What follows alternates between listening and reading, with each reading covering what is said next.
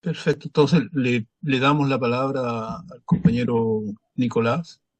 Oye, como yo hago parte también un poco de los organizadores, la idea es darle la palabra a Nicolás durante unos 40 minutos para que presente un poco el trabajo y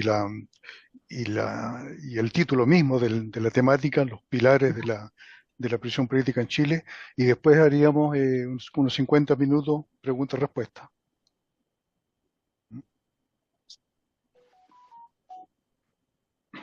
Perfecto. Bueno, parto entonces, muy agradecido por la invitación. Solo una precisión, yo fui parte del Comité de Defensa del Pueblo Hermanos Vergara Toledo, eso no de la Defensoría Popular, pero conozco a los compañeros y a las compañeras de esa organización.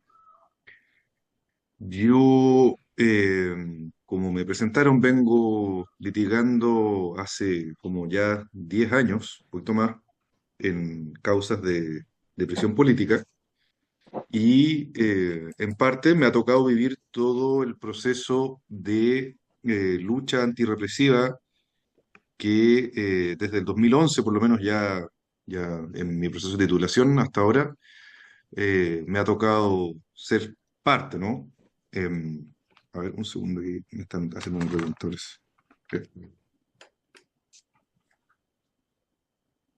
Ya, que el Zoom me está mandando un mensaje de en qué idioma está hablando.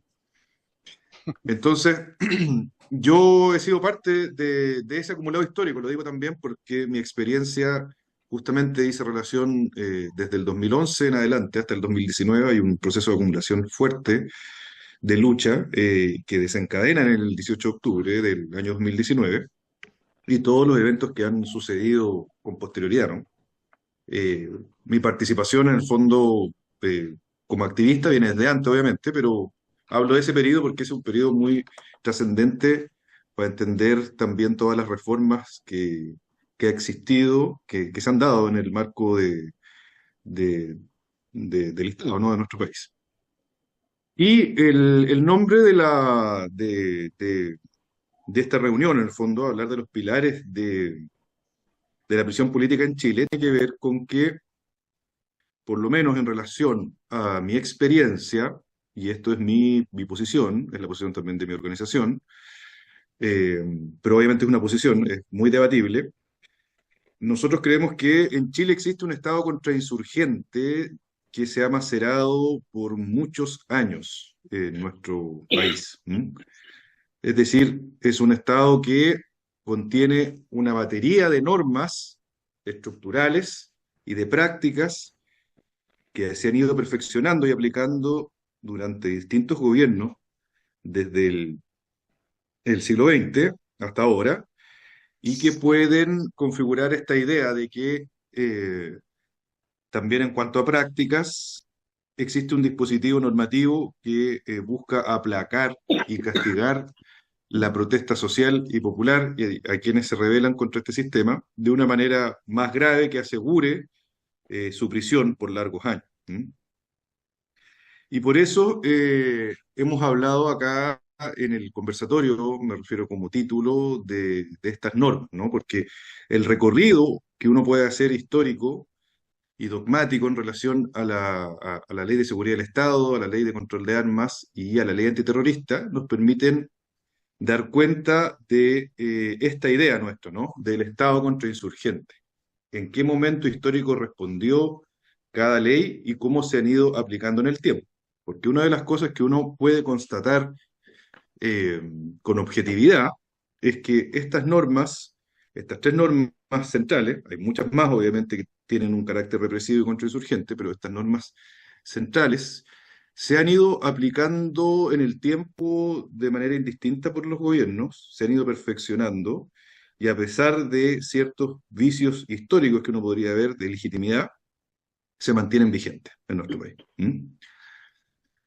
En este sentido, la Ley de Seguridad del Estado, ustedes las deben haber escuchado varias veces en su experiencia personal, eh, pero también en las distintas coyunturas, ¿no? La Ley de Seguridad del Estado es una ley que viene del año 58, de 1958, y responde a una coyuntura específica de un alzamiento popular producido en el año 57, principalmente el 2 y el 3 de abril del año 57, en razón de una crisis económica que existía importante en el gobierno de Ibáñez, en el segundo gobierno de Ibáñez, desencadenó una protesta social muy fuerte, parecida a la del 2019, en razón de el alza del pasaje, que derivó en protestas masivas y en una respuesta del Estado también muy similar a lo que ha pasado durante tantos años, que es que sacó a los militares a las calles, declaró el estado de sitio y se mataron, asesinaron a más de 20 personas. Y después de este contexto es que surge la Ley de Seguridad del Estado. La Ley de Seguridad del Estado viene a responder a una serie de protestas populares que se estaban dando en ese contexto y antes, ¿no? Por ejemplo, ya en los años 30 empiezan a existir las primeras normas que van a cristalizar después en la Ley de Seguridad del Estado. En el gobierno de Dávila, por ejemplo, ya se hablaba de una suerte de enemigo interno que en ese año respondía a los grupos anarquistas y en las sociedades de resistencia combatían y también eran parte de la protesta social. Pero ya en el año 58 surge esta norma, eh, y es una norma que siempre ha sido muy criticada por los autores de derecho penal. En particular, una de las profesoras que en Chile ha escrito bastante sobre esto es Mirna Villegas, porque en términos simples es una norma que está orientada a castigar la protesta social, que lo que hace es que determina penalidades mucho más altas para ciertos hechos que son simples para el Código Penal o las leyes normales, podríamos decir, no excepción, y que a su vez facilitan la prisión preventiva como una herramienta cautelar desproporcionada en relación a ciertos contextos, ¿no? Además establece tipos penales que en materia del derecho penal son muy amplios, por lo tanto pueden abarcar distintas situaciones y no permiten en el fondo restringir a las conductas más específicas que podrían de alguna u otra manera ser sancionados por esta ley. Pero a pesar de que esta norma tiene toda esta crítica y este contexto histórico muy claro, es una norma que se ha mantenido en el tiempo, que en distintas coyunturas se ha aplicado. Por ejemplo, en la dictadura se aplicó bastante, ¿no? Pero no solamente en la dictadura, y eso es lo más complejo, sino que en los sucesos que vienen del 90 en adelante también, no solamente los grupos políticos militares que resistían en los años 90, parte de la Coordinadora Subversiva por la Patria Popular, sino que en particular al pueblo mapuche. Eso a finales de los años 90, ya cuando se produce una reactivación de acciones directas y otras cosas más en el sur, y con el pueblo mapuche, se empieza a aplicar esta ley. De nuevo, a pesar de todo este contexto histórico que tiene. Y podemos ver que esta ley también se hizo tristemente famosa por los presos de la revuelta, ¿no? En el año 2019, esta norma se siguió aplicando, permitió la prisión preventiva de ciertas personas que fueron parte de la protesta social.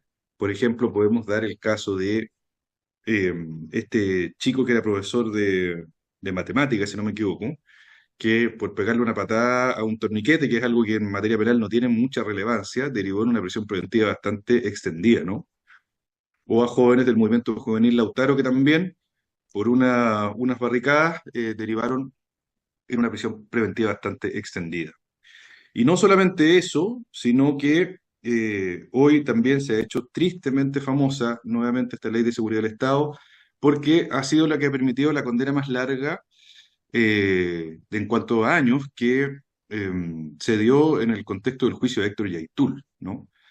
Es una norma que no solamente penaliza, y esto es bien interesante, acciones, sino pensamientos, ¿no? En particular en el caso de Héctor Yaitul, en virtud del artículo sexto de la Ley de Seguridad del Estado, se aplicó por apología a la violencia, o a doctrinas violentas para conseguir fines políticos, ¿no? Lo cual contraviene derechamente la libertad de expresión y eh, incluso va mucho más allá de normas que son criticables en Europa en el contexto de disposiciones antiterroristas, como la española, por ejemplo, que también ataca la apología, pero en relación a delitos específicos. Aquí ni siquiera era un delito específico, sino que a la apología en general, ¿no? Lo cual es bastante grave, nos deja en una situación muy compleja. Yo creo que a todas las personas que somos parte de la defensa de prisioneros y prisioneras políticas, no solo como abogados, sino que también como activistas en general, ya que abre una puerta derechamente a la persecución de ideas. Y esto es extremadamente grave, ya que en el contexto de declaraciones, por ejemplo, de agitaciones que normalmente se dan, podría, con esta sentencia, aplicarse, ¿cierto?, a dirigentes sociales que llaman a protestas o que hacen declaraciones en el sentido de Héctor Yaitul, ¿no? Y también es relevante considerar en relación a esta norma que esta es una norma que se utiliza desde el punto de vista procesal muy dependiente del gobierno, ¿no? O sea, no es para que se aplique la ley de seguridad del Estado, tiene que existir en la persecución penal una querella del Ministerio del Interior o organismos u organismos que sean partes de la administración del Estado, ¿no? Esto quiere decir que no fue la Fiscalía la que, en este caso en particular de Héctor Yaitul, inició la persecución por este tipo de delitos, sino que, perdón, lo que se produce es que el gobierno se querella y al querellarse por este tipo de delitos le abre la puerta a la Fiscalía para iniciar un proceso penal y después para el Tribunal de Los Ángeles de condenar por un delito que abiertamente contraviene la libertad de expresión, ¿no? Entonces, esos ejemplos nos pueden demostrar a nosotros que uno de los pilares del Estado contrainsurgente es la ley de seguridad del Estado. Obviamente aquí estamos hablando de prácticas normativas, o sea, estamos hablando de leyes, ¿no? Pero la ley es, es una parte del fenómeno y el fenómeno de la represión es mucho más amplio, pero yo como abogado me estoy centrando en este tipo de análisis, ¿no?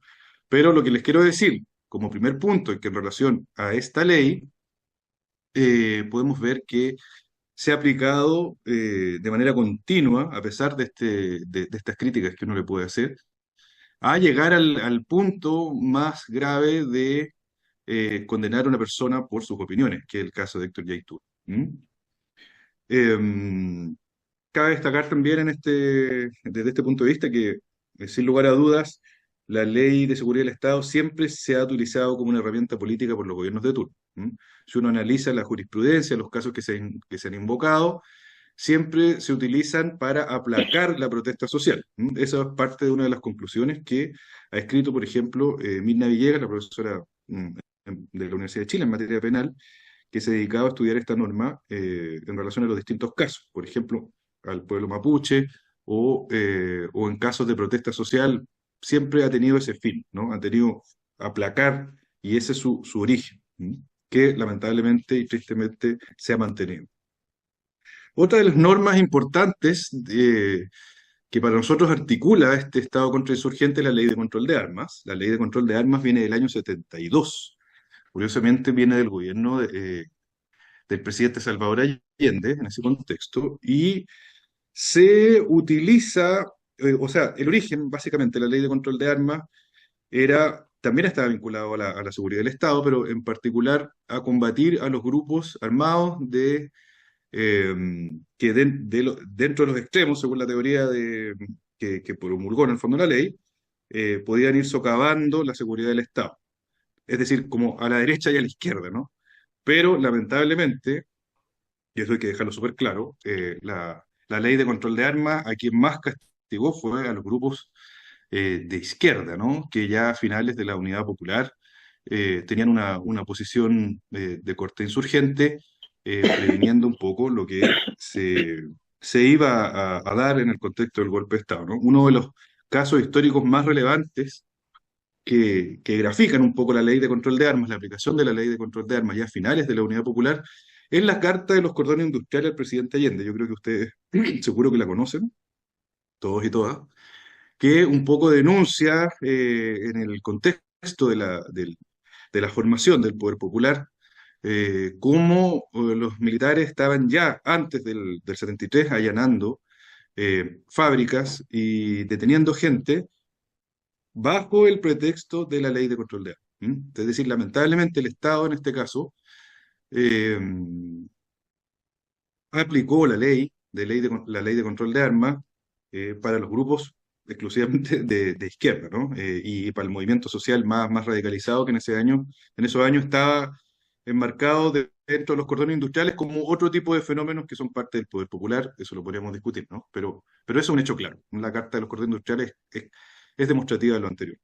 Y la ley de control de armas se ha ido aplicando y modificando de una manera acelerada en distintas coyunturas.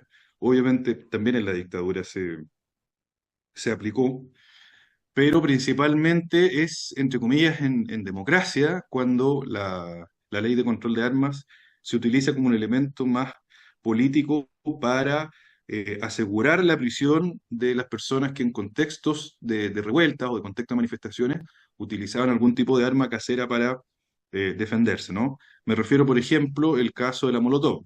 La Molotov, si bien es una herramienta de protesta social que ha estado presente en nuestra historia de manera ininterrumpida, podríamos decir, el siglo XX, no sé, y después ya en el XXI, es en democracia cuando en la primera década de los 2000 empieza a criminalizarse, a ser parte ya definitivamente de la ley de control de armas, y en la última reforma importante que hubo, que fue en el año 2015 en el gobierno de Bachelet, la ley de control de armas adquiere ciertas rigideces que son tan importantes que permiten a la larga que una persona investigada en el contexto del uso de una bomba Molotov, por ejemplo, pase a prisión preventiva.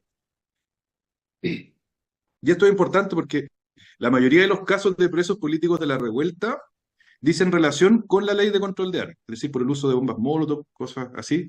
Por lo menos a mí lo que me tocó ver, defender a varios y varias presas en el contexto de la revuelta, cuando uno analizaba cuál era la razón jurídica, entre comillas, más allá de la razón política evidente que sabemos, era la utilización o la investigación bajo la ley de control de armas, ¿no? Que establecía penas muy altas desde el año 2015, como les digo. Ya el 2004, 2005 había tenido una reforma importante, pero el 2015 tiene la más relevante.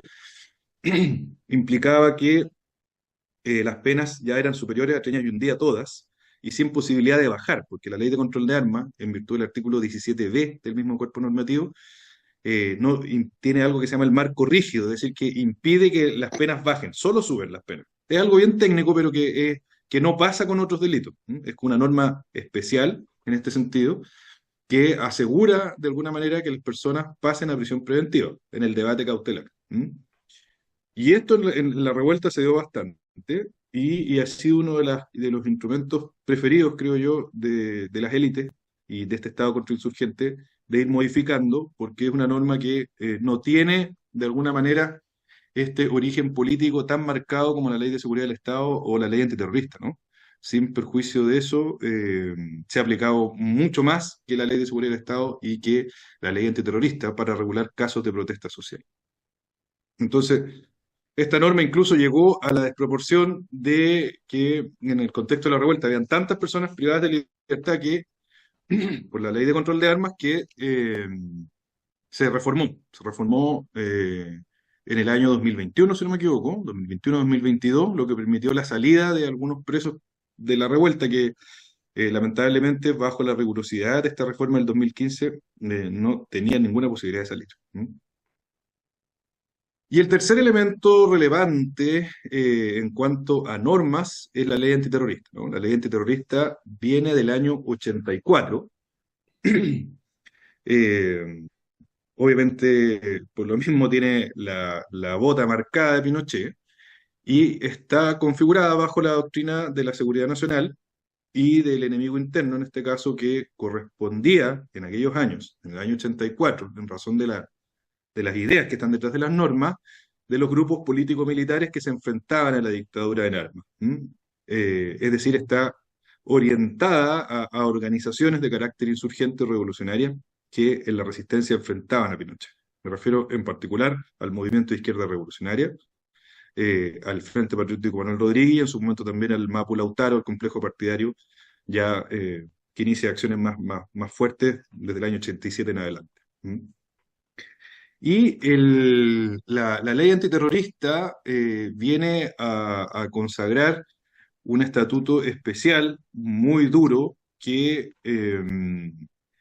busca, como digo, criminalizar a estos grupos. Hay que entender que la ley antiterrorista tiene el contexto, como decíamos, de la doctrina de la seguridad nacional, que eh, es un conjunto de ideas y prácticas que propició Estados Unidos para, bueno, aniquilar o intentar aniquilar a las distintas insurgencias latinoamericanas con dispositivos especiales de entrenamiento, ¿no? La Escuela de la América, pues ahí había una persona de Puente Alto que nombró la Escuela de la América, y que justamente están en relación en este contexto, ¿no? A toda la importación que hizo Estados Unidos de torturadores franceses, eh, que después del conflicto con Argelia, los ocuparon para entrenar a los distintos torturadores después latinoamericanos, ¿no? O sea, Contreras y toda esa calaña se formaron en la Escuela de la América, que fue también un centro de operaciones que se nutrió de la experiencia francesa, ¿no? Y de la experiencia francesa de la lucha en Argelia, donde se implantan todos estos métodos de tortura funestamente conocidos por todos y todas en Chile, ¿no? Entonces, dentro de este contexto surge la ley antiterrorista del año 84, sin perjuicio de que el concepto de terrorismo ya estaba presente en la institucionalidad chilena hace mucho rato, ¿no? Uno de los primeros fallos que la Corte Suprema utiliza el concepto de terrorismo es en el año 58, justamente a raíz después de las protestas sociales y populares del 57 que les hablé de la Ley de Seguridad del Estado. Como en ese momento todavía no existía ese cuerpo normativo, fue un poquito antes de la ley, la Corte Suprema, para referirse a la gente que protestaba, ocupa el concepto de terrorista, ¿no? Ya en el año 58. Por eso les digo que todas estas normas van perfeccionándose en conjunto, ¿no? No tienen como una vida independiente, y ambas responden a una misma idea política expresada de manera distinta, ¿no? Entonces, esta norma, o sea, esta idea del terrorismo ya estaba instaurada, pero se cristaliza en el 84, se aplica principalmente al principio, en razón de ciertos atentados adjudicados por el movimiento de izquierda revolucionaria, el de Roger Vergara y el de Carol Ursúa. Ahí se ocupa, la jurisprudencia empieza a referirse al tema, y con una visión absolutamente ideologizada del Estado, ¿no? O sea, por ejemplo, si uno ve el caso de Roger Vergara, cuando la Corte sentencia a distintos compañeros y compañeras, habla de personas que han dedicado prácticamente su vida al terrorismo, que son prácticamente como enemigos del Estado, lo dice abiertamente, ¿no? Ese es el trato que se da. Después se empieza a aplicar al Frente Patriótico Manuel Rodríguez, pero lo más interesante de la ley antiterrorista, creo yo, es que la ley antiterrorista se aplica más en el contexto de los años 90. ¿M?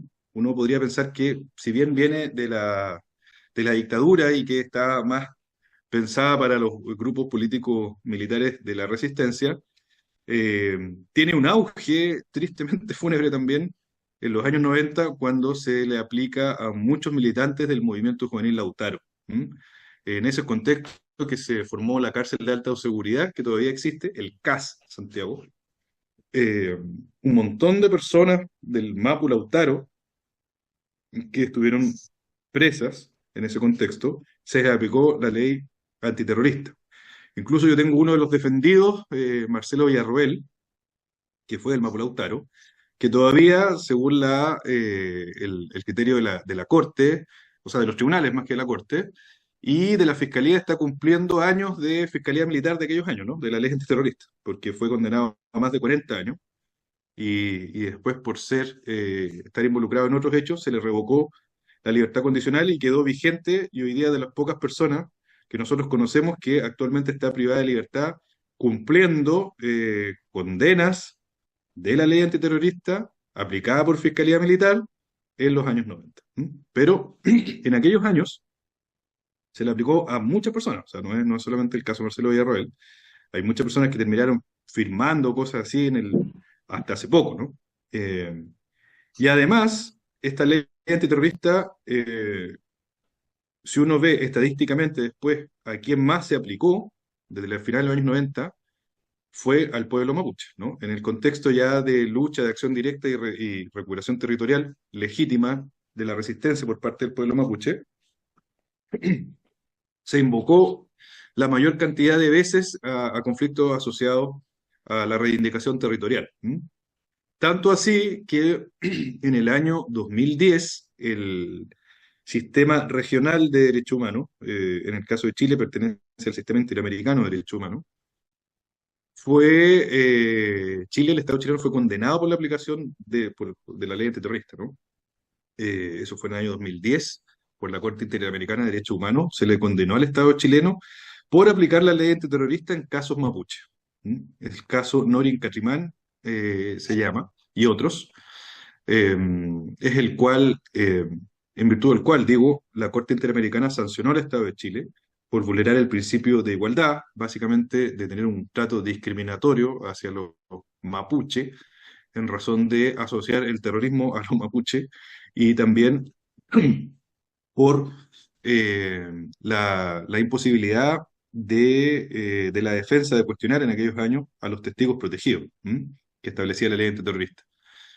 Y ahí tuvo un revés importante, también por la presunción que se establecía del ánimo terrorista, que derivó en que el Estado chileno tuvo que reconocer de alguna manera que esta norma no cumplía con los estándares de la Convención Americana de Derechos Humanos. Pero estamos hablando de un periodo ya muy avanzado. Eso es lo interesante que les quería decir. O sea, estamos hablando del año 2010, ¿no? No es eh, esto en el año 91. No, o sea, se siguió aplicando la ley antiterrorista en democracia, entre comillas en democracia, y eso es un hecho. Eso no es cuestionable, porque los mismos antecedentes lo dicen, tanto así de que el Estado chileno sufre este revés en el año 2010 por la aplicación de la ley antiterrorista, a pesar de que tiene todo este origen famoso de Pinochet, eh, y de ahí hubo unas reformas importantes en la norma. Sin perjuicio de lo anterior, siguió vigente y actualmente hay una persona condenada por la ley antiterrorista, que es Juan Flores, un chico anarquista, y bueno, la otra persona que también está por la ley antiterrorista hoy día también es Ramiro, ¿no? Ramiro, sus dos condenas dicen relación con la ley antiterrorista en los años 90. Entonces, lamentablemente, es una norma que se ha mantenido vigente. Yo lo que les quería decir hasta ahora eh, es que por lo menos estas tres normas son tres pilares estructurales de lo que nosotros entendemos como el Estado contrainsurgente, que se han mantenido vigentes y que a su vez se han ido perfeccionando y aplicando por distintos gobiernos de turno. Pero obviamente esto no es solamente el único dispositivo normativo que tiene el Estado chileno para tratar de aplacar la protesta social o la subversión o la resistencia, sino que desde el 2019 en adelante se ha vivido un proceso acelerado de modificaciones penales que responden a lo que en materia penal se llama el populismo punitivo, es decir, tratar de resolver por vía penal problemas que son evidentemente de carácter social. ¿M? Uno de estos, por ejemplo, es la ley antibarricada, en el contexto masivo de lucha social a raíz del 18 de octubre,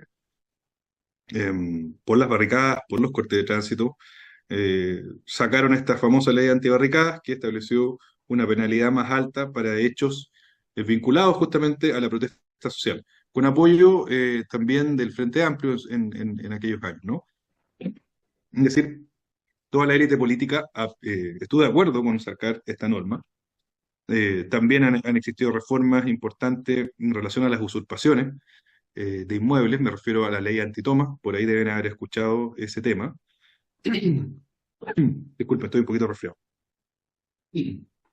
La ley antitomas también es de estos años, es decir, posteriores a la revuelta, y justamente se hace para luchar contra todo el movimiento de tomas que existe en razón de la vivienda social en Chile, que es un derecho humano, pero que no se cumple, obviamente, para criminalizar todo este movimiento.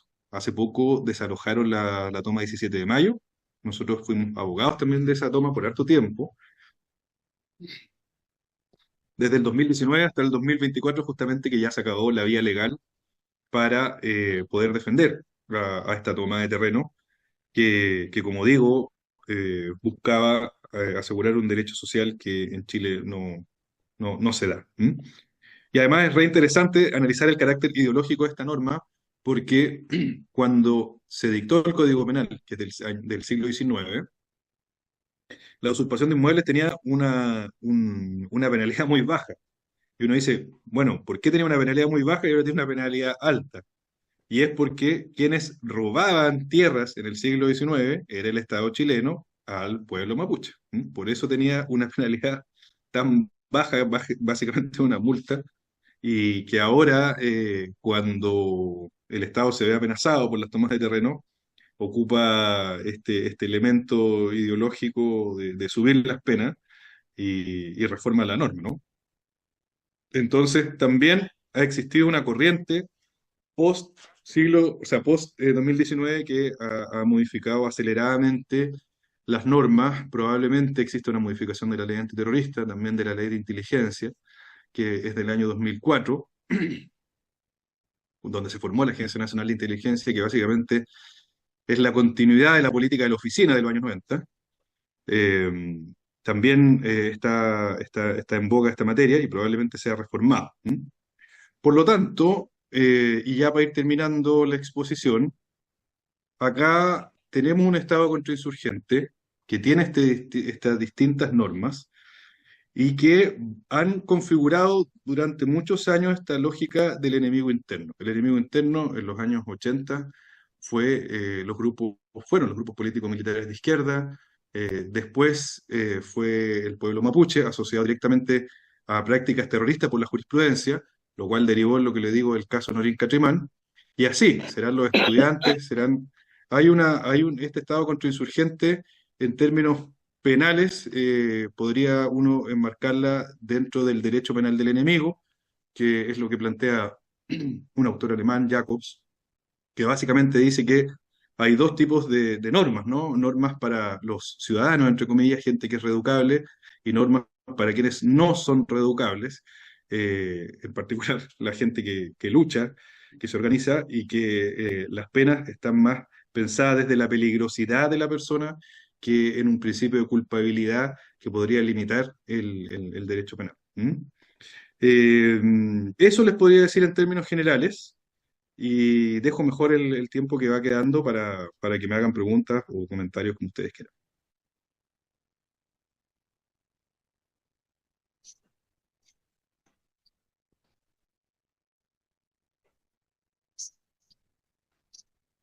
Micrófono, moderador, micrófono. Perdón, perdón.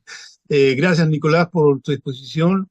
Eh, Podemos hacer, sea pregunta, respuesta, o dejamos abierto para tres, cuatro, cinco preguntas y que y que Nicolás pueda responderlas en conjunto. No sé qué te parece a ti, Nicolás, el método pregunta-respuesta, o hacemos varias preguntas y después tú respondes en conjunto. Yo creo que estaría bueno hacer preguntas-respuestas, así me concentro más y además pueden ustedes también comentar y dar sus apreciaciones que obviamente a mí también me interesa escuchar. Perfecto. Se abre entonces la ronda de preguntas. Sí, Julián. Perdón. Julián. Julio, compañero, le doy la palabra. No, dentro de los pilares se hablaba también de los estados de excepción, que se ha utilizado mucho contra el pueblo mapuche y que en un momento se estaba existiendo la posibilidad que lo usaran en el norte contra los inmigrantes. ¿Cuál es cómo la clase política en Chile utiliza el estado de excepción, como las otras normas, para reprimir, para canalizar o criminalizar todo tipo de protesta o de manifestación? Vale, compañero, eso es una pregunta súper interesante. Los estados de excepción efectivamente se han utilizado para criminalizar la protesta social. desde hace mucho antes. Los estados de excepción básicamente son herramientas constitucionales que lo que hacen es que en relación de ciertas coyunturas o contextos históricos limitan la vigencia de ciertos derechos. La libertad de reunirse, distintas cosas, en un catálogo de estados de excepciones que va del más a lo más, o sea, de lo menos a lo más restringido, que es el estado de sitio, ¿no? Que puede ser por guerra interna o externa. Pero siempre se ha utilizado en razón de la lucha y la protesta social. O sea, en la dictadura se aplicó muchas veces, implicó la salida de los militares a la calle, obviamente la represión, la tortura de la gente, de detenciones en lugares no formales, podríamos decir. Y también, lamentablemente, se ha aplicado más de una vez en democracia, entre comillas. El caso más evidente es que en la situación de la crisis que existe en el sur, por las reivindicaciones territoriales, yo ya no me acuerdo cuánto tiempo va, pero creo que son como ya 2 años Mm. que está el estado de excepción de emergencia, por el cual habilita a la Marina en el Biobío a estar presente y al Ejército en la zona de Mayeco, en las otras partes y ser parte, entre comillas, del control del orden público, lo cual evidentemente es una medida absolutamente política y contrainsurgente para amedrentar a las legítimas demandas del pueblo mapuche. ¿Mm? Y esto está unido también a otra cosa que es interesante, que en el año 2022 en Chile la Cámara de Diputados y Diputadas declaró como organizaciones terroristas a todas las organizaciones revolucionarias mapuches, ¿no? Ahí hay una transversalidad en el fondo respecto de las élites de condenar eh, lamentablemente a la legítima lucha del pueblo mapuche. Pero sí, efectivamente se ha utilizado bastante los estados de excepción constitucional, ya se han hecho son parte de la normalidad.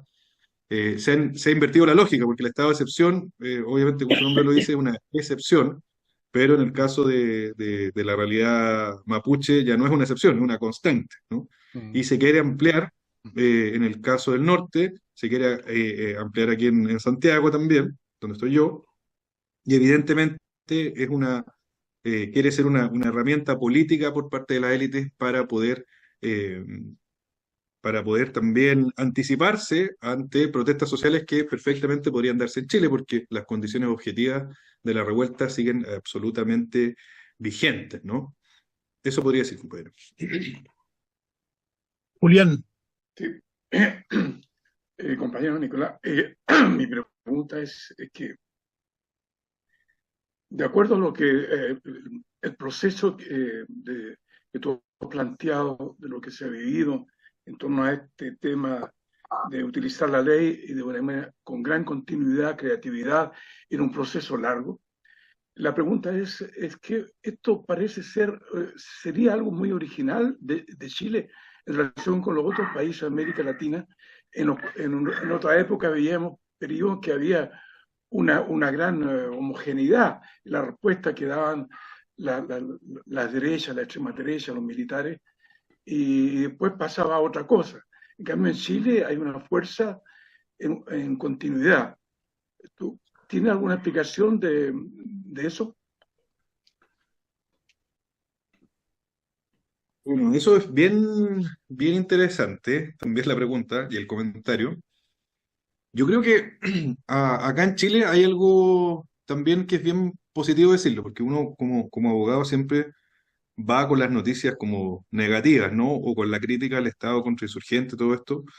Eh, Me gustaría decir algo también que es bastante positivo, que a pesar de todos estos dispositivos normativos, la gente siempre se ha seguido organizando y luchando. O sea, a su vez hay una continuidad de este Estado contrainsurgente, también ha habido una continuidad en la lucha.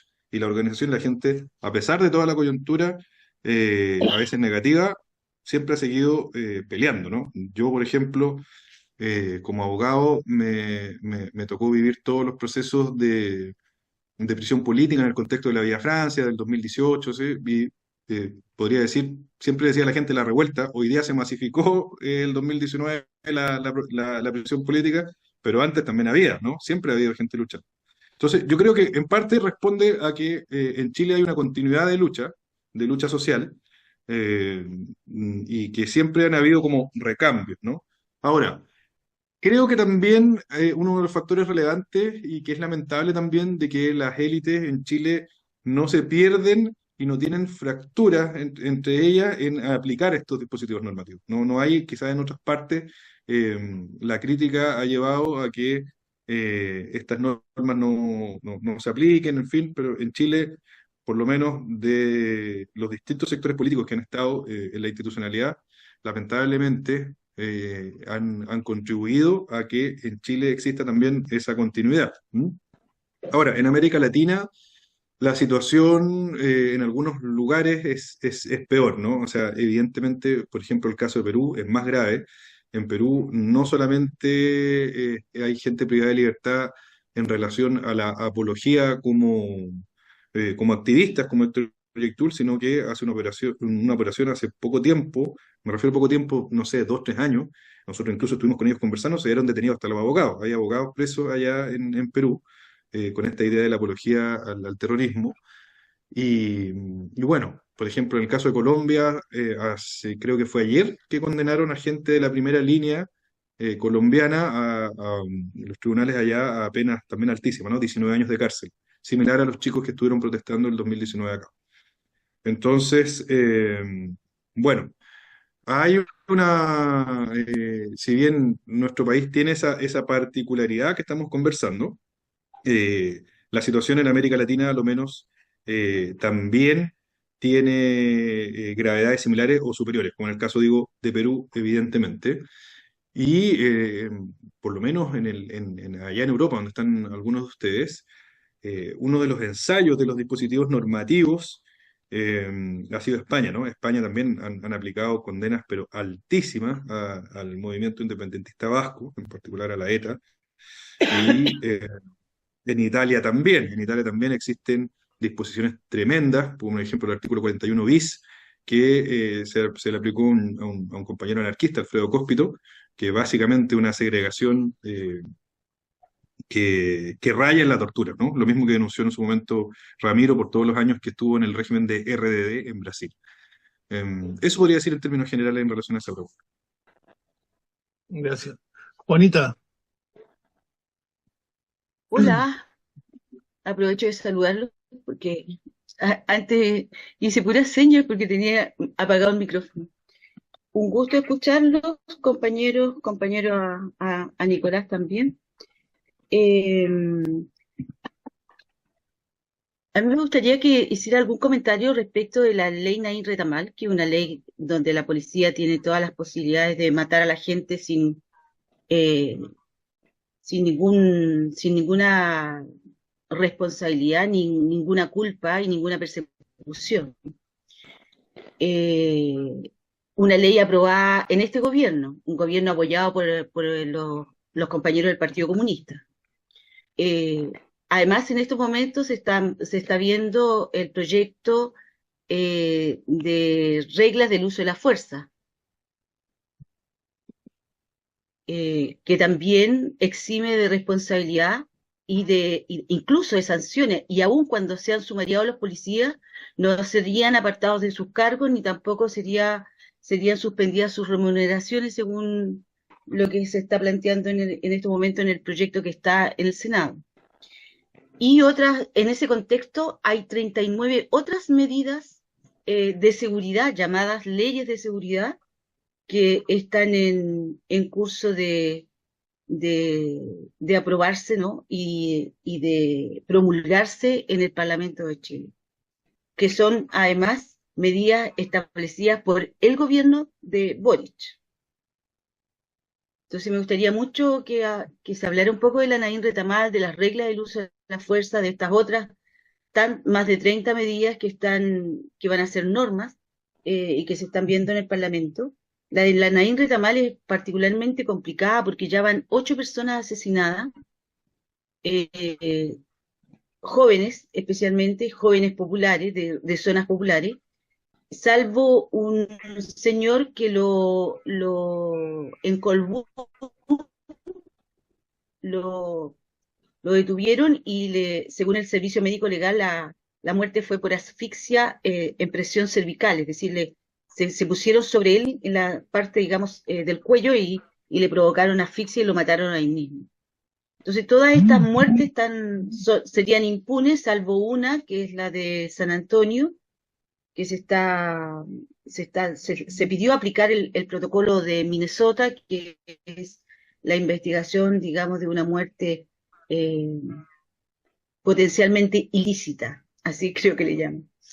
Eso. Gracias a todos, a todos.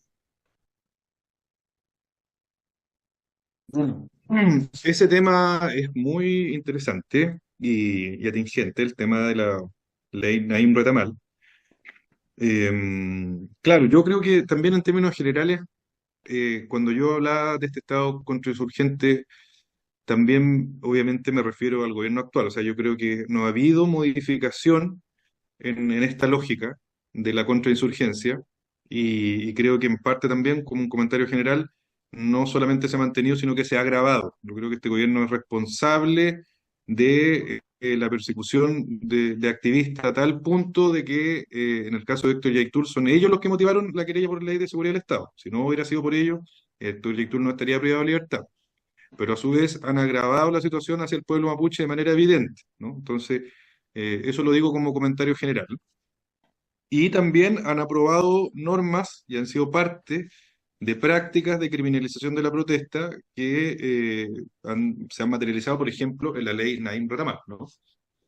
La ley Naim Retamal es una ley que lo que hace básicamente es que permite aplicar la legítima defensa privilegiada a funcionarios policiales, militares o de gendarmería para poder usar las armas de fuego contra personas y no ser castigados ni sancionados penalmente, a través de una presunción. Presume, de alguna manera, que los elementos constitutivos de la legítima defensa, que es una excepción en virtud de la cual en el sistema penal chileno uno puede eh, herir gravemente a una persona o matar, en definitiva, en este caso se presume el uso racional de la fuerza y básicamente le da licencia a las policías para actuar con sus armas en contextos del orden público, ¿no? O de protesta, en fin, lo cual ha implicado que, como tú bien dices, compañera, que esto ha sido un incentivo, derechamente, más allá del marco normativo, ha sido un incentivo para las policías para acribillar a personas a la primera, ¿no? Para disparar por la espalda, en fin. Yo sé que tú eres parte de la coordinadora justamente, Naim Retamal, que está trabajando en este tema, que es fundamental esa tarea que están haciendo de sistematizar los casos. Ya en las vísperas de la aprobación de esta norma mataron a David Toro en San Antonio.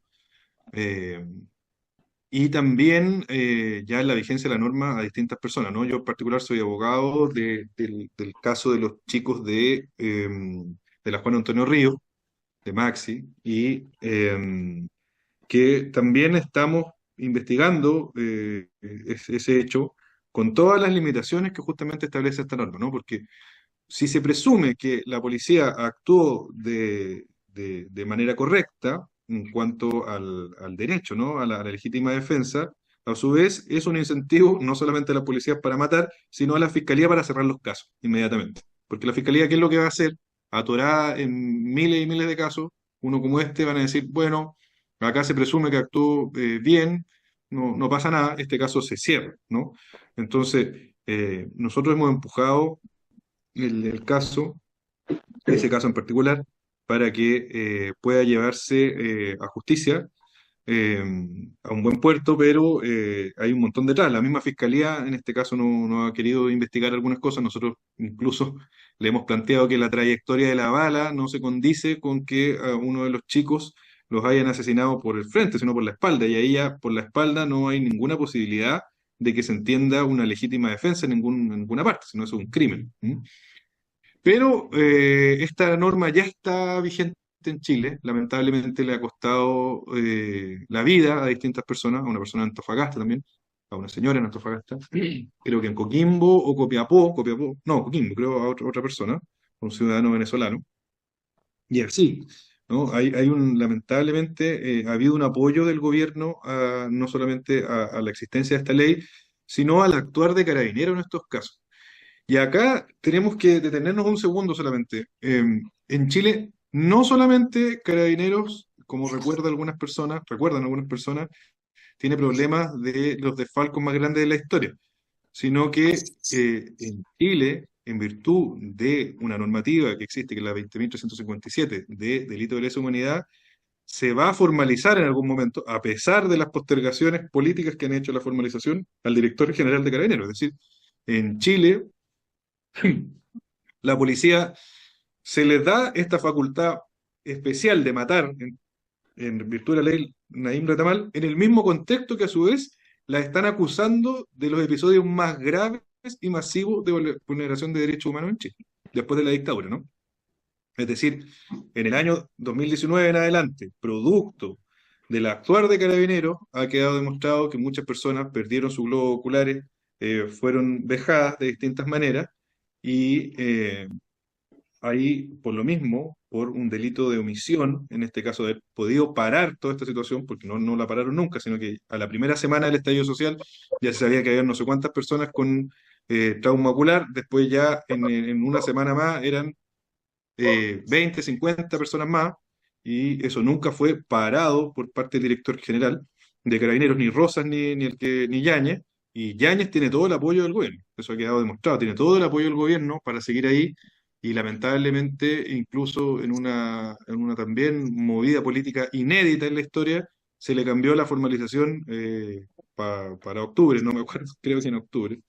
eh, en razón de que en otros contextos jamás. O sea, por ejemplo, la fiscal Chong, que llevaba el caso de este chico que lo empujaron por parte de fuerzas especiales al río, no se le dio esa posibilidad de aplazar el juicio, ¿no?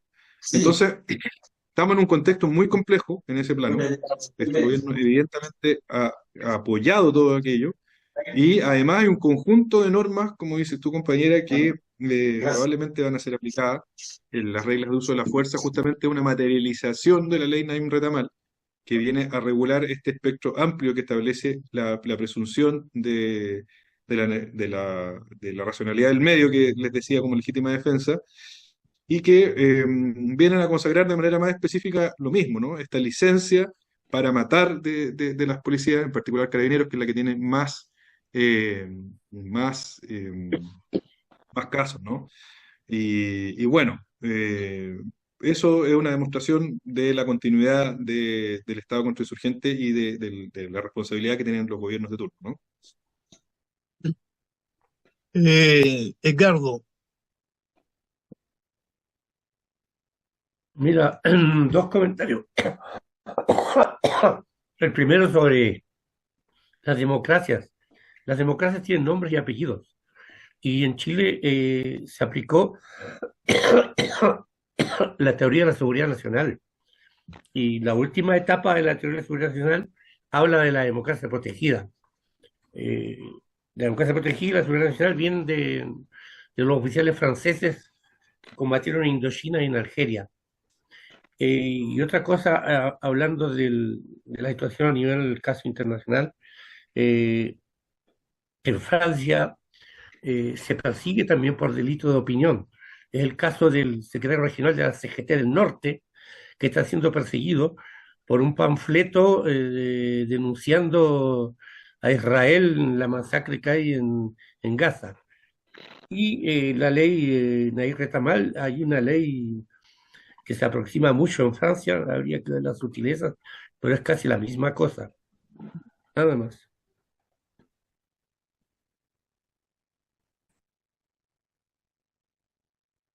Claro, es muy cierto lo que dices, compañero, en cuanto que hay una disposición, por lo menos bien generalizada, a aplicar estos dispositivos normativos, y es porque en parte también las protestas que, por ejemplo, ocurrieron en Chile en 2019, que han motivado esta modificación acelerada, también ocurrieron en otras partes. Antes del estallido social en Chile estuvo si no me equivoco, fue el de Perú, Ecuador, después tuvo el de Colombia, y antes también en Francia, y después vienen pasando un montón de cosas que seguro han implicado modificaciones legales para apretar las tuercas un poco de un Estado que tiene que criminalizar la protesta y salir a combatir a los manifestantes, ¿no?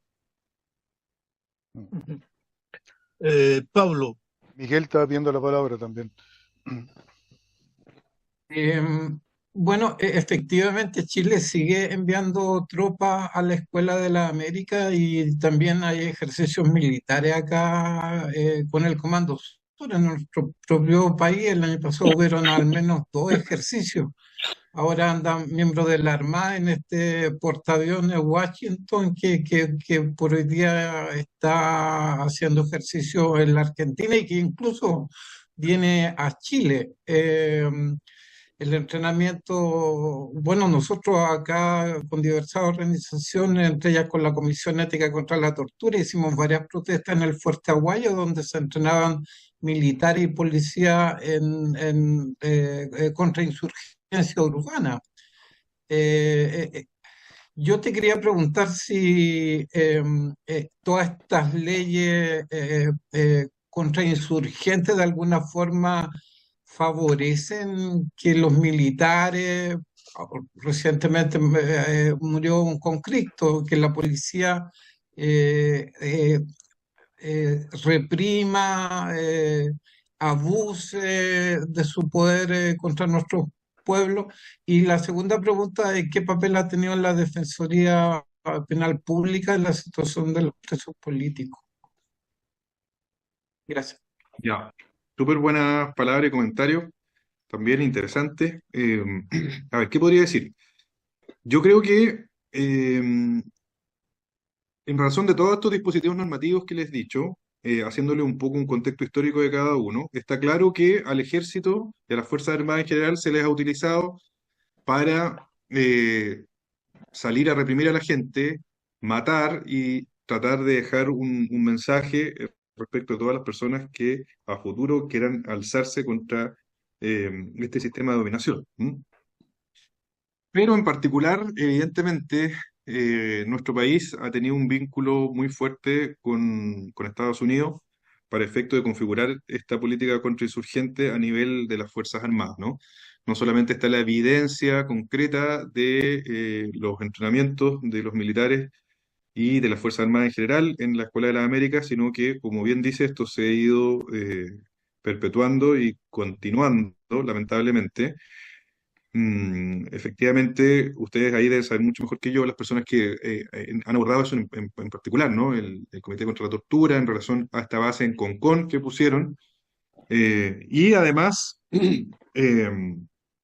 toda el apoyo que le han dado al ejército para poder salir a reprimir en contextos. En el año 2019 también se le sacó, en el caso de la Araucanía, entre comillas, también evidentemente los tienen ahí, pasándole además un montón de recursos, a pesar de todos también los problemas de desfalco que ha tenido el ejército, ¿no? O sea, no solo este tema de la desviación de recursos no solamente ha sido por parte de Carabineros, sino de las Fuerzas Armadas en general. ¿M? A pesar también de la crisis de derechos humanos que evidentemente eh, ha protagonizado el ejército en distintas coyunturas. Yo creo que es altamente complejo esto, porque además en un mundo que ya no es unipolar, sino que implica una relación de fuerza en pugna mucho más fuerte de lo que fue por lo menos en los años 90 en adelante, ha implicado, creo yo, que el Comando Sur esté más presente en América Latina y trate de apretar también a su vez las tuercas de lo que ellos denominan el patio trasero, ¿no? Son impresionantes las declaraciones de la jefa del Comando Sur en esta línea y cómo se ha ido instalando también a su vez en distintos países en relación a la contrainsurgencia, ¿no? En un momento fue Colombia, pero ahora están muy metidos en Ecuador y no me cabe duda de que van a tratar de asesorar, entre comillas, todas las políticas que ejecute el Estado chileno en relación al pueblo mapuche y a todos los sectores estratégicos donde existen recursos naturales. Entonces, ahí en relación a ese comentario yo estoy plenamente de acuerdo, me parece muy grave, me parece muy importante también estar informado y actuar. ¿M? Y en relación a lo segundo, Se me olvidó lo que era la segunda parte. A ver si me recuerda así por lo menos el título de la pregunta. El papel de la Defensoría Penal Pública con los presos Sí, políticos chilenos mapuche, ¿han ya, me acordé. ayudado? Me acordé. Mira, a ver, la Defensoría Penal Pública es una institución del Estado que en términos técnicos yo creo que tiene un buen nivel. O sea, no podría cuestionar eso, eh, de que, por ejemplo, existan malos o buenos abogados. Yo creo que la mayoría por los filtros que tiene la Defensoría Penal Pública son buenos.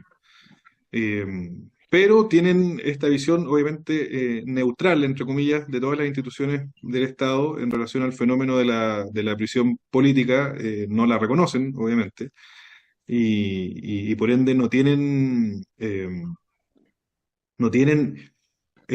¿cómo se podría decir? Secciones especiales que traten este tema, para poder enfrentar todo el abuso que existe del Estado y la desproporción, en razón de ciertos contextos políticos. Por ejemplo, en el estallido social, en la revuelta del año 2019, no tenía ningún dispositivo que permitiera abordar todas las características especiales que la represión y la aplicación de normas llevó.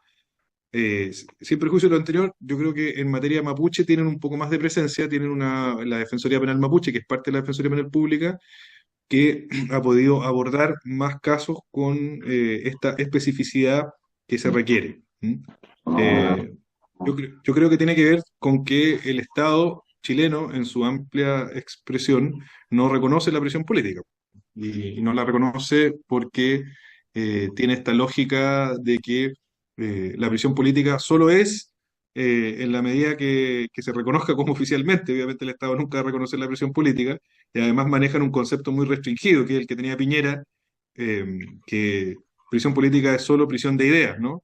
Aún así, con este concepto más restringido, que es prisión de ideas, en Chile hay presos políticos. Yaitul es un caso de un preso político por ideas. Pero creo que tiene que ver con eso. Entonces han tenido una labor, eh, media, podría decir, no destacada, media y similar bastante técnica cuando han tomado casos, al defenderlo. En eso no podría criticar para nada, pero, tenue, y quizá un poco mejor que la del Instituto Nacional de Derechos Humanos en su momento de la revuelta, cuando estaba dirigida por Mico, que derechamente después, catalogó el alzamiento popular de octubre como una especie como de golpe de Estado o algo así. Bueno, evidentemente el desempeño fue peor. ¿Mm? Pero eso te podría decir en términos generales. Oye, pregunta. A Miguel, que había pedido la palabra. Sí. Mm, Perdona. no sé a quién le toca. Sí, a Dale, ti, Miguel. a ti te toca. A mí, ya, bueno. Sí, muchas gracias.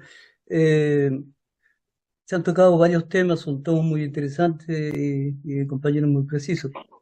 Yo quisiera hacerle una pregunta respecto a la cuestión jurídica de fondo. Él se refirió un poquito a la situación internacional, muchos se refirieron a la cuestión nacional. Pero lo que estamos viendo a nivel global es que hay como una ruptura, ¿no?, de lo que se llama el Estado de Derecho, del derecho internacional, del Código de la Guerra. En el caso de Palestina me parece evidente. Entonces, hay un agotamiento, yo diría, del pensamiento jurídico occidental que es el que predomina, ¿no? Y que es el que nos rige, se está rompiendo. Entonces, yo no sé si hay una reflexión de tipo jurídica de fondo, de tipo jurídico de fondo, por el lado de ustedes y otras asociaciones.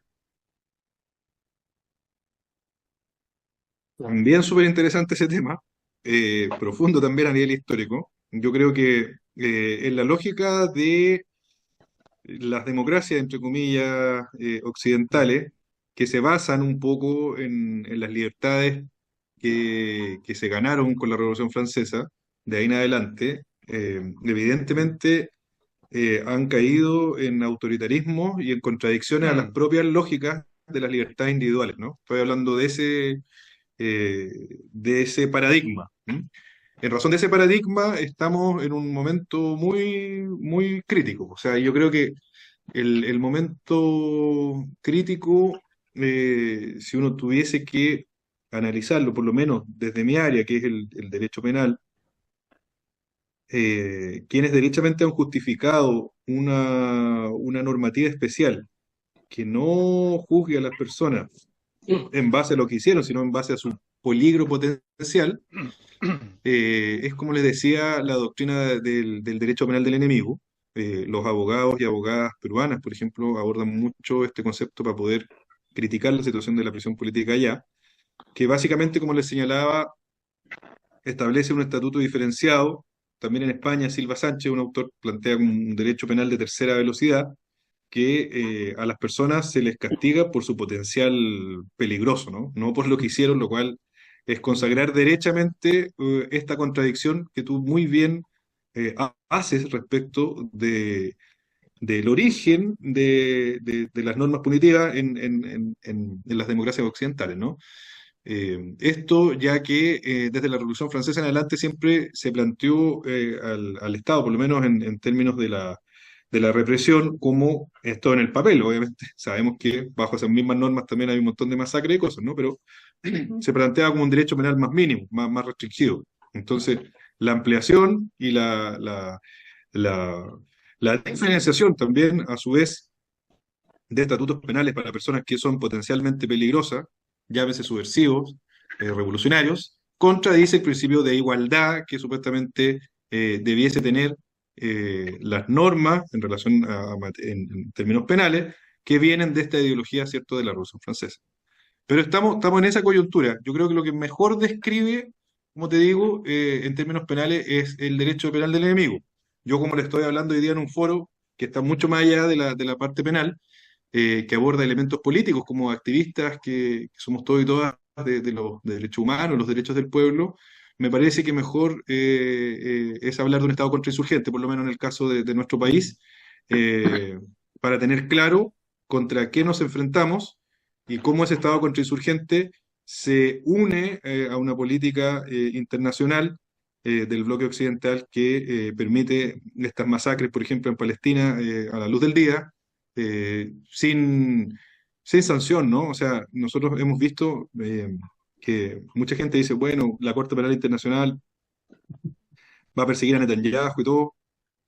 No sabemos hasta dónde, en realidad. Ojalá que exista un movimiento en esa línea, pero también sabemos cómo, con todos los tribunales ad hoc que han existido desde Nuremberg en adelante, en materia del derecho internacional, del derecho penal internacional, perdón, siempre se ha establecido un derecho penal basado en los vencedores, ¿no? No en los vencidos y en una versión absolutamente occidental.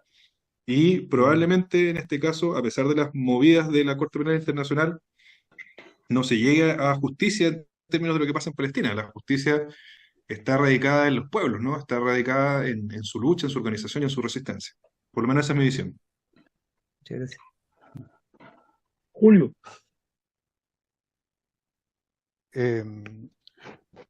Tú hablaste al inicio sobre la ley anti-Thomas. Dos preguntas, porque en Chile hay miles de familias sin vivienda y en todo Chile hay más de 2.000 campamentos y tomas.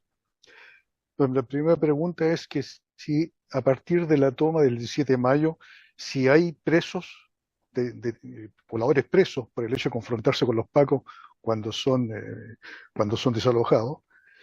Y la segunda pregunta, ¿qué es lo que se puede hacer desde afuera para apoyar la causa de los sin vivienda? Porque muy probablemente vayan a haber presos políticos que van a salir de esa confrontación de la policía con los pobladores.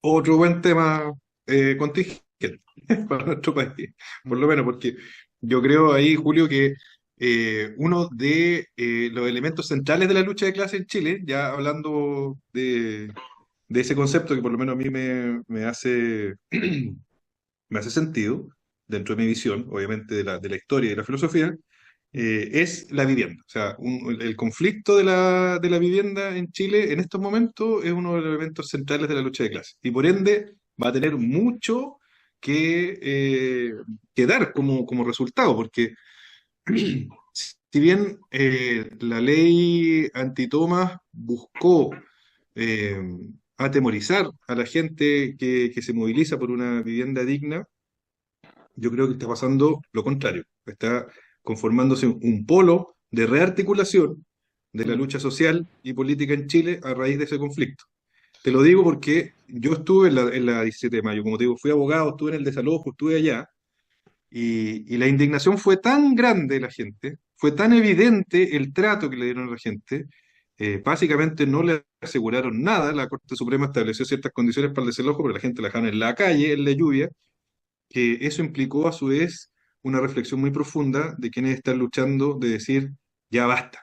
Yo tuve después la posibilidad de estar en San Antonio, que nosotros también asesoramos a un grupo de compañeros y compañeras que están allá, que son más de 4.000 o 3.000 y tantos sitios, o sea, por ende son 3.000 y tantas familias las que están ahí, es verdaderamente una comuna. Y la disposición de la gente es a organizarse, a luchar. O sea, en San Antonio, cuando se produce el desalojo, no solamente va gente a apoyar la toma del 17 de mayo, sino que salen a protestar allá. O sea, poco sale eso en las noticias, obviamente, por el carácter hegemónico de los medios, pero la gente estuvo protestando, estuvo cortando las calles, incluso una de las vías más importantes que tiene de acceso al puerto, que es la ruta, no sé si es la 68 o la 78, pero una de las más importantes, ¿no? Entonces se ha producido una rearticulación en este sentido, y evidente también que eso va a generar una crisis represiva, ¿m? Porque en la medida que la gente defienda sus terrenos, le va a llegar toda esta batería de normas que estamos hablando. O sea, a algunos quizás la ley de seguridad del Estado, a otros la ley de control de armas, si es que pasa algo, no sé, en cuanto a la resistencia, a otros quizás la ley antibarricada. O sea, hay un caldo de cultivo hecho para que la gente que legítimamente resista a los desalojos sean futuros presos o presas políticas. ¿M? Entonces, para eso hay que estar muy atentos, y hay que recordar algo importante que también lo dije de pasado. Dos cosas. Uno, en Chile, la ley antitomas penalizó esto, las tomas de terreno a un nivel mucho más alto del que existía anteriormente, en contravención a muchas opiniones en materia también de derecho penal y derechos humanos, que dicen que en el fondo la lucha por la vivienda no debería ser castigada penalmente. Chile siguió el camino de la represión en este sentido, y modificó un estatuto penal en razón de una ideología clara. Es decir, en el siglo XIX, la usurpación de inmuebles tenía penalidad baja porque las élites le robaban a los mapuches sus tierras. Y ahora tienen penalidad alta. Pero, a su vez, si bien siempre ha sido una contravención al ordenamiento jurídico, también hay que señalar algo que también es esperanzador. Y ustedes lo deben saber mucho mejor que yo. Las tomas de terreno han constituido principalmente las poblaciones en Santiago y en otras partes. Es decir, La Legua, La Victoria, distintos lugares de Santiago se han construido a través de tomas de terreno. O sea, la gente, a pesar de toda la represión, ha conquistado su derecho a la vivienda, ya hasta en los momentos más duros. Porque en la bandera, o en los sectores cercanos a la bandera, y también eso lo deben saber ustedes mucho mejor que yo, se lograron tomar terreno en plena dictadura. En plena dictadura, y eso son poblaciones hoy día. Entonces, yo creo que este fenómeno de represión tan duro respecto a las tomas de terrenos va a lograr lo contrario, y va a lograr quizás la unidad y la rearticulación del movimiento popular en Chile, que bastante hace falta. Y la segunda pregunta, ¿qué se puede hacer desde afuera? Mira, desde afuera yo creo que hay que organizarse, pues. O sea, no, a nosotros por lo menos estuvimos súper atentos de todo lo que pasó a raíz de la revuelta. Hay un montón de compañeros que yo de repente los veo por las fotos acá, que ya lo había visto en otros foros, en otras cosas.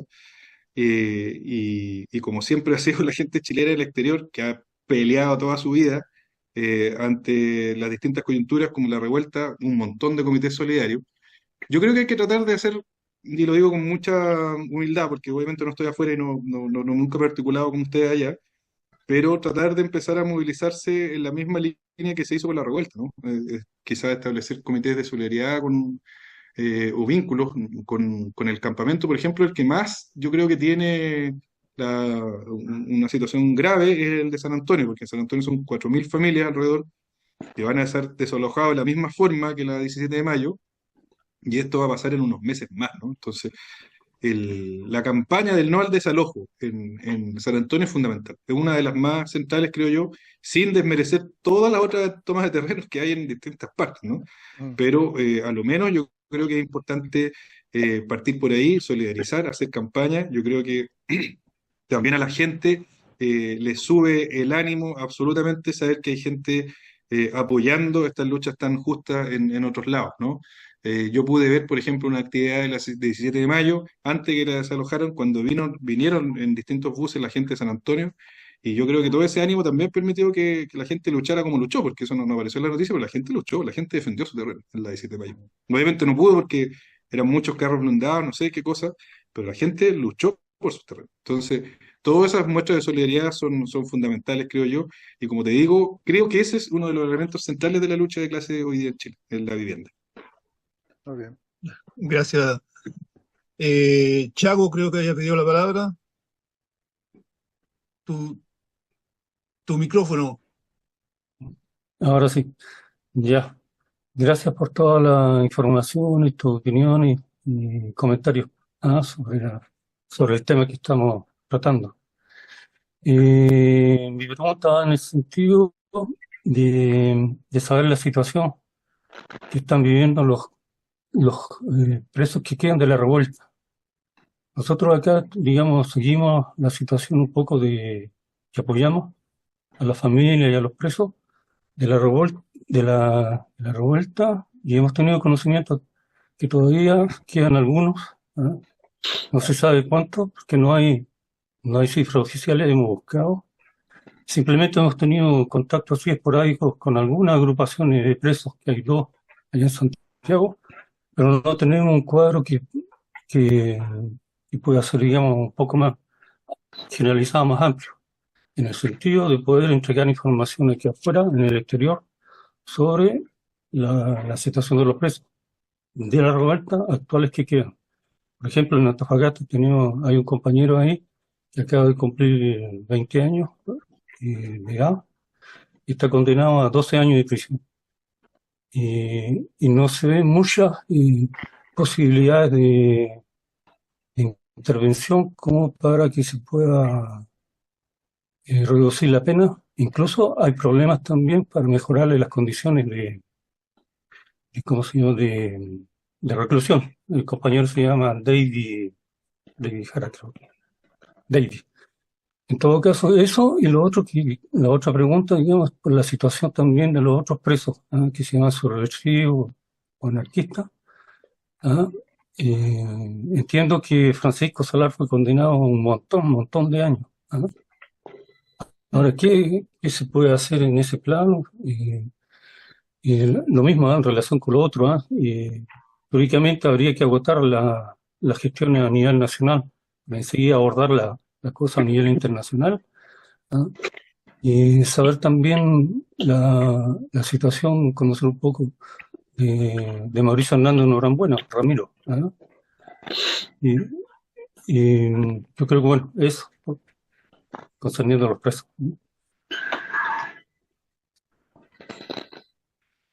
Compa. Sí, también muy interesante toda esa reflexión, esa pregunta. A ver, en relación a los presos de la revuelta, yo no tengo tampoco una cifra exacta.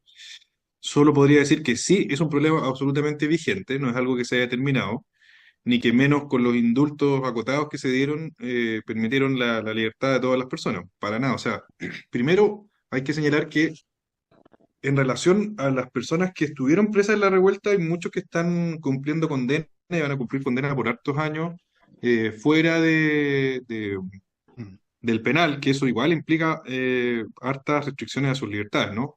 Quienes salieron con libertad de vigilancia intensiva, por ejemplo, como pena sustitutiva o con otras medidas que permiten la salida, ¿no?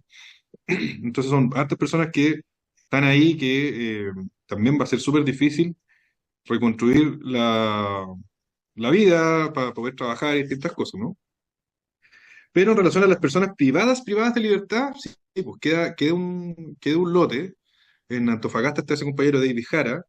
En el caso, por lo menos acá en Santiago, yo soy abogado de Héctor Herrera, que está privado de libertad en la penitenciaría, está condenado a 5 años y un día por lanzamientos de artefactos explosivos de carácter artesanal, bombas Molotov, en el contexto de la revuelta del año 2019. Y bueno, hemos tenido un montón de trabas para poder sacarlo a través de una salida con una pena mixta. Y bueno, él tiene para un rato, ya lleva harto tiempo. También acá en Santiago está Tomás González, otro chico que también está por unas bombas molotov. Y hace poco condenaron a Gerardo Leal Robles por el incendio de la iglesia de los Pacos, de Carabineros. Entonces, ahí la pena creo que fue como de 10 años. Y él ya estaba en prisión preventiva. Entonces, seguro va a iniciar un proceso largo de prisión política.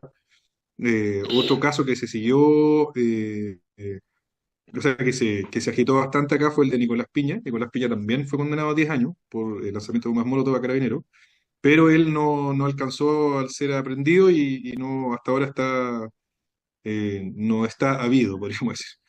Entonces, evidentemente el tema de la presión política de la revuelta sigue presente.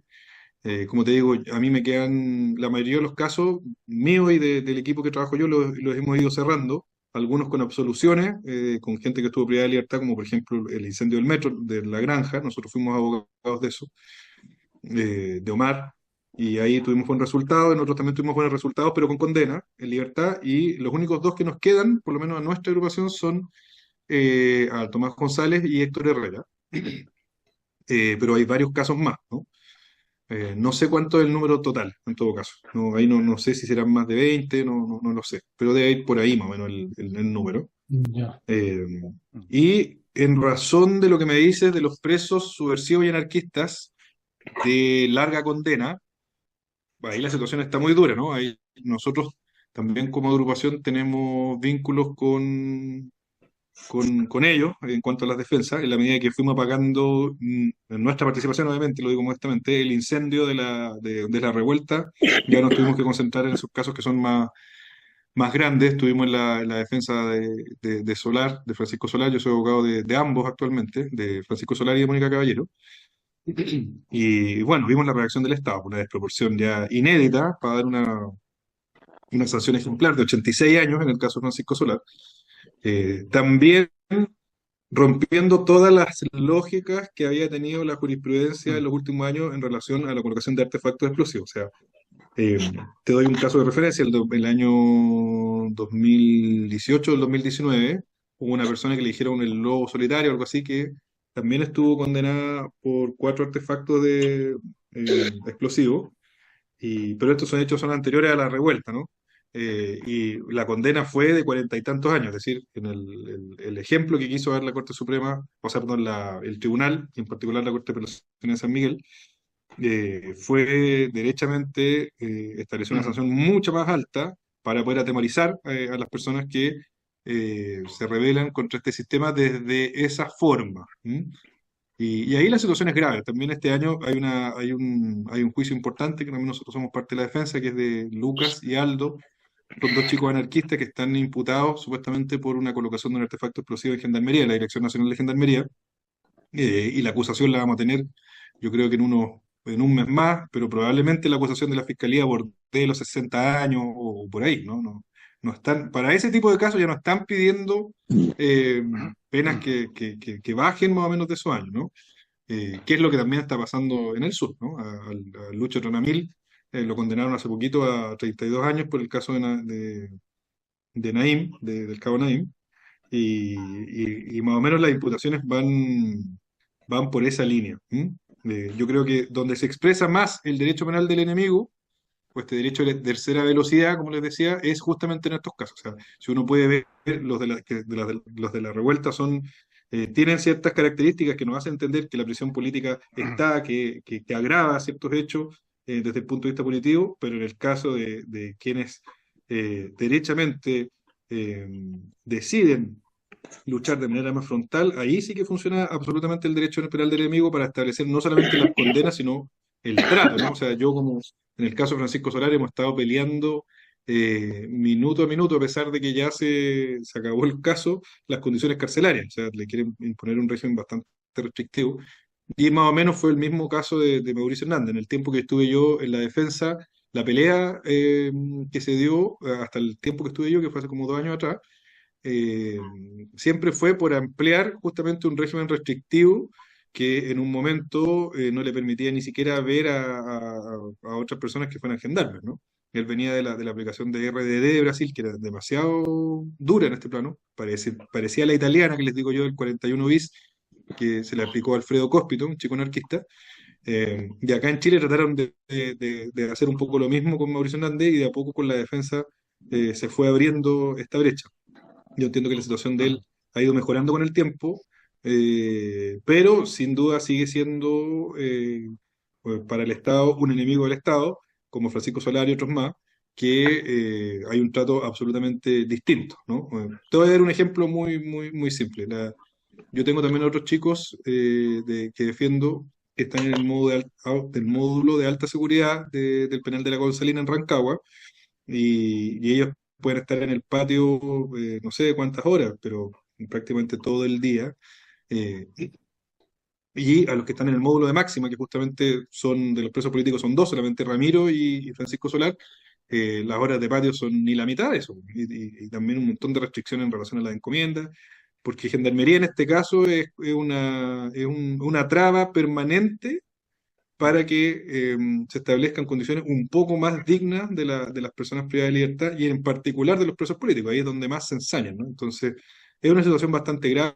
Yo creo que, como dices tú, hay que probar suerte también en la justicia internacional, a ver si se pueden abrir algunos caminos. Lamentablemente, eso sí, tanto el sistema universal de derechos humanos como el regional, tiene una demora enorme en relación a juzgar casos. Por ejemplo, en el caso del sistema interamericano, la Corte Interamericana de Derechos Humanos tiene un promedio como de 11 años más o menos, en juzgar. Y además tenemos también todo lo que está pasando, como señalábamos un poquito antes, no sé quién lo nombraba, en las conductas del imperialismo norteamericano y del bloque occidental de restringir fondos y todo a todos estos sistemas de justicia universales o regionales, ¿no? En el caso de la Corte Penal Internacional ya están amenazados un poco de eso, ¿no?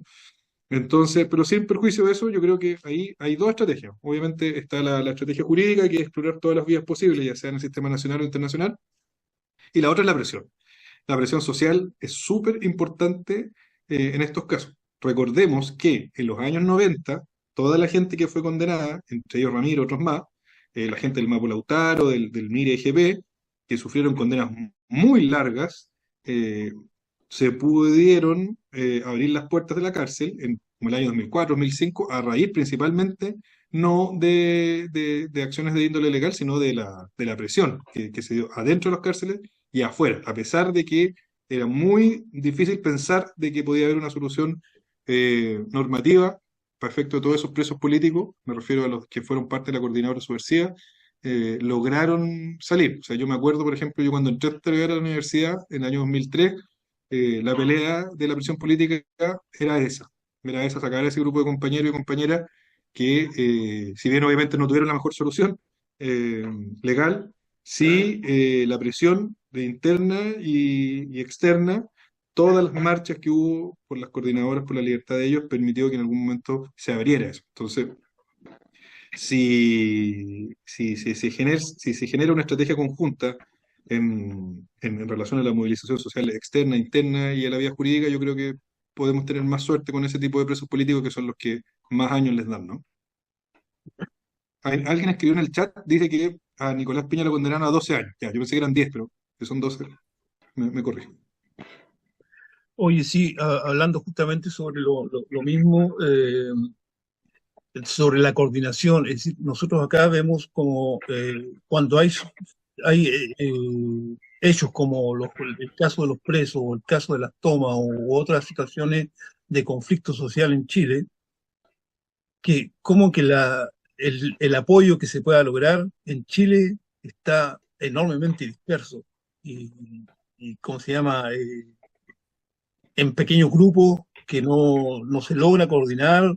¿Qué piensas tú de eso? Porque, como tú dices, una presión importante puede jugar un rol en ese sentido. Nosotros acá en, en el exterior tratamos de vincularnos al máximo posible de organizaciones y de países para tratar de de organizar cosas en conjunto para que tengan un mayor peso. Pero en Chile, ¿qué pasa con eso? Porque nos vemos de repente medio desanimados cuando vemos que hay tanta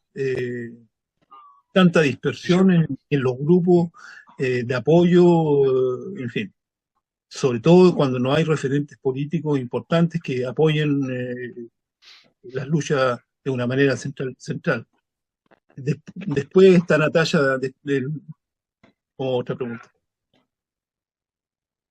Vale, compa. Sí, eso es un pendiente, no menor. O sea, yo creo que acá en Chile una de las cosas más complejas ha sido la unidad. Yo creo que no solamente en nuestra coyuntura, sino antes. Lamentablemente, por varias peleas chicas, siempre la gente toma caminos para allá y para acá, a veces pensando o actuando básicamente de la misma forma. Eh, Eso es un pendiente fuerte que hay acá. Por lo mismo, a ver, yo creo que lo mejor para poder ir saliendo de esta situación tan compleja que vivimos en Chile en cuanto a organizaciones populares, es apoyando a veces directamente a la gente que está movilizada y no quizás a través de ciertas organizaciones que de repente se quiebran, no sé. Me refiero, por ejemplo, en el caso de las tomas y campamentos, más que apoyar una organización, por ejemplo, antirrepresiva, como la de nosotros, quizás se pueden buscar directamente los vínculos con las tomas y los campamentos. En el caso de San Antonio, por ejemplo, tienen no solamente una coordinación interna que es importante, sino que formaron ahora el bloque de la quinta región, que son varias tomas, ¿m?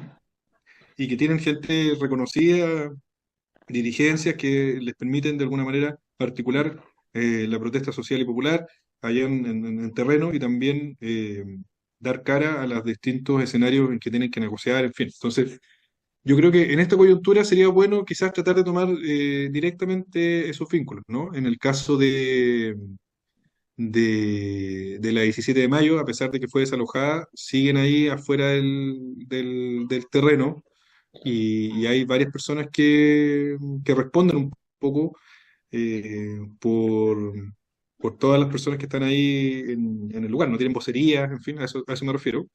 Y quizás por ahí habría que comunicarse. Además, también eh, hay grupos de afinidades que apoyan directamente a ciertos presos. Por ejemplo, ahí dice Natacha, yo acompaño a Nico Piña. Y claro, el Nicolás Peña tiene un grupo que solidariza permanentemente con su causa. ¿M? Más allá que una agrupación, por ejemplo, de presos políticos, ahí hay un preso que directamente tiene su grupo que lo apoyan y que también se pueden establecer coordinaciones. Nosotros, por ejemplo, con ellos nos hemos topado varias veces a raíz de la coordinadora Naín Raramal, que nos han invitado. La mamá de este compañero participa. No sé si es la coordinadora, pero por lo menos ha ido, nos la hemos visto nosotros en algunos foros, en algunas actividades. Y también hay gente así, pues, o sea, el grupo, por ejemplo, de Francisco Solar también tiene su lote, y si uno quiere apoyar más eso, el grupo de Ramiro también, obviamente Ramiro tiene un montón de gente que lo apoya, y así, sin perjuicio de que ojalá el tiempo vaya permitiendo tener la maduración política suficiente para construir organizaciones que sean más amplias y que permiten enfrentar esta situación de una manera más eficaz, ¿no? Nosotros, por ejemplo, en cuanto a movimiento antirrepresivo, estamos trabajando desde el año 2022, pero participamos todo el lote que formamos esta organización por más de 10 años en el Comité de Defensa del Pueblo Hermanos Vergara Toledo. Partimos en 2011 o 12 y estuvimos 10 años, después cerramos esa organización que era muy circunscrita al tema de abogados y tratamos de ampliarnos un poco más al activismo, que no fueran solamente abogados y abogadas, y llevamos un tiempo, ¿no? Entonces, por ahí igual hay gente que lleva harto tiempo que uno puede, yo creo que confiar, ¿no? No sé, pues yo por ejemplo he visto a la María Rivera, harto tiempo ha estado en la pelea de los presos políticos, el Washington Lizana, que trabaja ahora con nosotros en algunas organizaciones, que un abogado también trabaja hace mucho tiempo desde el caso Bomba, y así uno puede ver gente. ¿M? Pero ojalá que ese estado se vaya superando y que la organización social y popular sea más protagonista. Natalia, Mira, mi pregunta era volver sobre el tema de los presos. Nosotros aquí en todo caso tenemos una organización que se llama GIAPECH y con ello muchos de los compañeros que estás viendo tú participamos y apoyamos y seguimos con los presos que van quedando y que nosotros tenemos conocimiento. Y por otro lado, lo que yo quería preguntarte es por qué Marcelo Villarroel, que fue antiguo preso político, que salió antes que el Lago diera el perdonazo, él salió por gendarmería, digamos. ¿Por qué se le está pidiendo ahora en su nueva condena una fiscalía, que pase a la Fiscalía Militar? Yo creo que ya cumplió una parte de su pena y ahora debería salir. ¿Por qué se le pide de nuevo que sea juzgado por la Fiscalía Militar? Entonces, si tú sabes, yo veo que estás bien al tanto de lo que pasa con los presos subversivos y por eso te lo pregunto. Porque técnicamente no veo cómo lo pueden rejuzgar. Ya. Mira, en relación a ese punto, ¿qué te puedo decir? Marcelo Villarroel fue condenado por varias penas en el contexto de los años 90. Por esos hechos estuvo privado de libertad poco más de 10 años, si no me equivoco. También estuvo privado de libertad, antes fue uno de los presos políticos más jóvenes en Chile, en el año 86 estuvo en la cárcel de menores de Puente Alto, es decir, tiene una trayectoria de lucha importante que ha derivado en distintas prisiones de orden político. Pero una vez que él salió de la cárcel, como dices tú, en el año 2004 más o menos, de haber sido que salió, eh, él después, al estar vinculado a otros hechos de corte subversivo, volvió a ser condenado y fue condenado como una pena como de 14 años. La cosa que esa pena, él ya en términos de su tiempo ya la tiene cumplida, absolutamente. Pero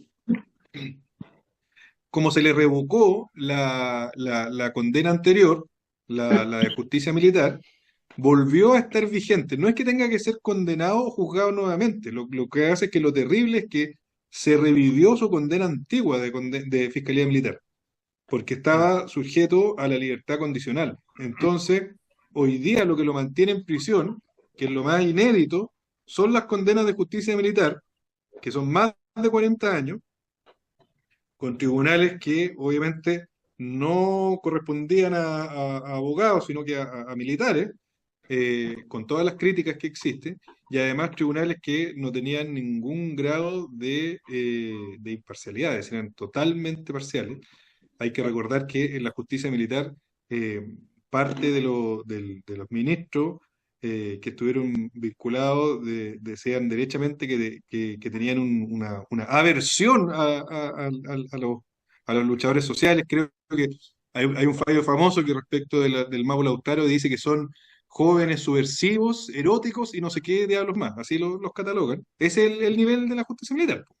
Y, y eso es lo que lamentablemente le tiene trabada la puerta a Marcelo Villarroel, pero en parte su defensa hoy día está trabajando en un recurso de revisión justamente para tratar de eliminar estas condenas de justicia militar, que es lo que lo tiene privado de libertad, porque si fuera por los años en relación a los hechos subversivos posteriores, ya los tiene cumplidos. ¿Mm? Esa es la situación en términos generales de él. Gracias, Nicolás. ¿Es que queda alguna pregunta? Una, Le damos un par de preguntas porque vamos terminando, ya son las 20:49 acá en Francia, quedamos 2 horas. una pregunta cortita. Sí. Sí, para volver a los cabros, a los presos del estallido social, mi pregunta es si existe algún recurso jurídico para apelar en el caso de los cabros que tuvieron pensiones de gracia y que han sido revocadas. ¿Hay algún recurso jurídico para que puedan mantener las pensiones de gracia? Es una pregunta un poco complicada para mí porque me da la impresión de que eso, en mis conocimientos generales, dice más relación con el derecho administrativo. Yo, en cuanto a abogado, soy penalista, entonces puede que me esté carrileando ahí, pero siempre hay posibilidades de impugnar todo acto administrativo. ya sea por la misma vía administrativa o a través de un recurso de protección. Eso te podría decir en términos generales. Obviamente el recurso de protección tiene un plazo limitado, son 30 días.